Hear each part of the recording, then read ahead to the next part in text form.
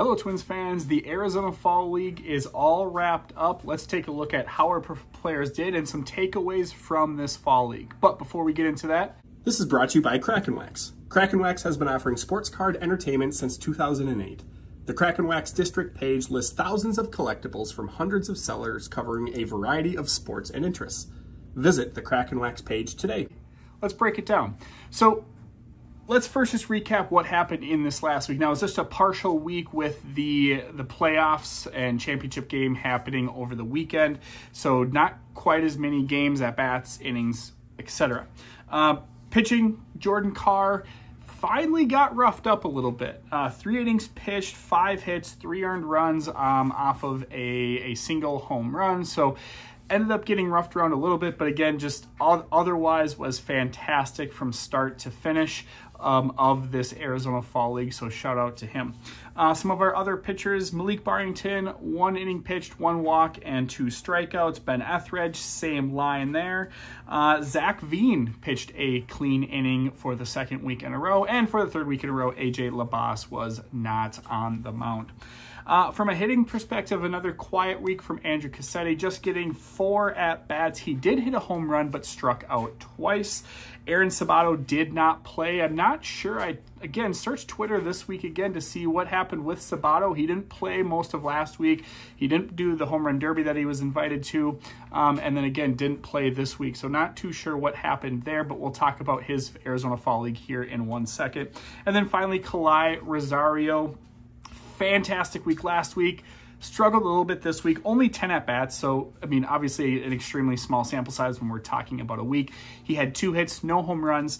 The encouraging thing, the last 2 weeks, he has nearly equaled his walks and strikeouts. So this week he had 4 walks to 5 strikeouts overall. And now let's bring up the complete stats for the entire Arizona Fall League. I've highlighted some of the either good or bad stats here. So looking at Jordan Carr, his ERA, again, ended up being a little bit higher than what it was the entire Fall League after getting roughed around this one time, but that still qualified for 10th amongst qualified pitchers. His WHIP was 4th.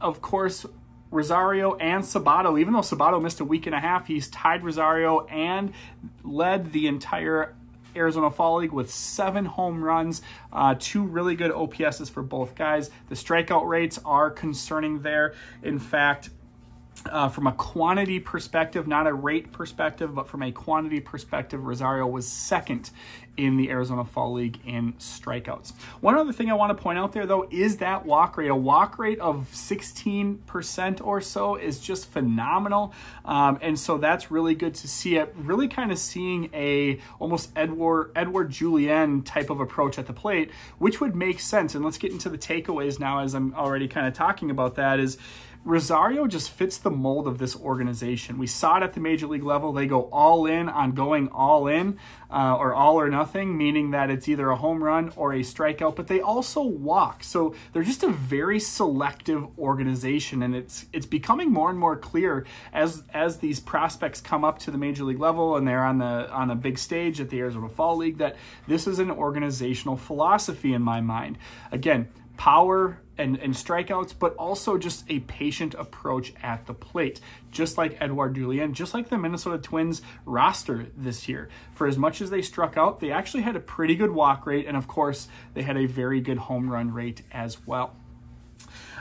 Going back to Jordan Carr, just a relative unknown headed into this Arizona Fall League. He had a really good year at High A. So, you know, for those of us that are a little bit more familiar with the organization, we obviously knew who he was, but he kind of put himself on the map here. Didn't end as well as we had hoped, but I really think he'll be top 30, borderline top 30 guy headed into next season, as he really had a great year from not just from the Arizona Fall League, but also in High A.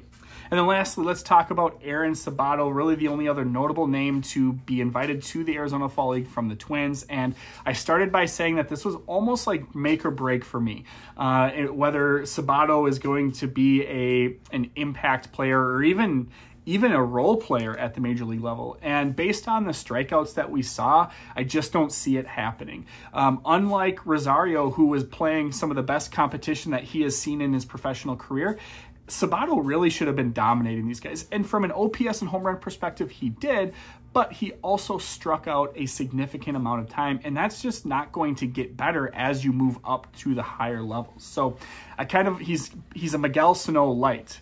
You know, Miguel Sano was able to carve out a little bit of a career at the major league level. I don't know if Sabato will ever really get to that point. For some reason, Chris Colabello is coming to my mind. Just somebody who might be able to do fairly well down in the minors and maybe just kind of be an org guy, like Drew Maggi almost type story. But I just don't see him having any sort of an impact at the major league level, given his penchant for strikeouts. So that's my take on Sabato. He still is young, can still develop, but we'll see. But that's it for the Arizona Fall League. Great performance for Carr. Pretty good performance for Rosario aside from the strikeouts. Really excited to see what those guys do in 2024 as they continue to move closer to the Major League Baseball level. Let me know what you think in the comments on Twins Daily, at Lenzy2108 on Twitter, or Musings from Twins Territory on YouTube. My Crack and Wax District listing of the week is this 2023 Topps Archive Triple Team Break, where you can get the Twins for $24.99 plus 2 other teams in the break. And if you use Lenzy11, you can get $5 off your first order, making this $19.99 for the Minnesota Twins. Head to the district right now to check it out.